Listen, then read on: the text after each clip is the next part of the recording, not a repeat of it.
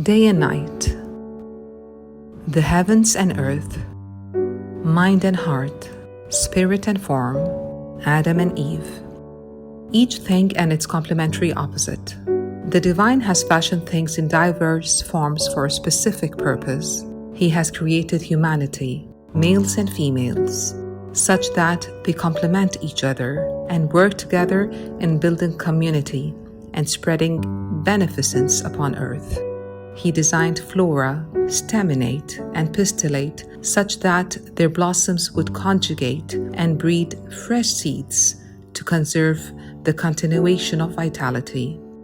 He fashioned male and female animals for reproduction, preservation of their progeny, and maintenance of natural equilibrium. These details reflect sagacity, equity, and balance within the divine creation, indicating that everything in this life has a purpose and a specific role. No one shall play the role of another, else life loses its significance and perishes.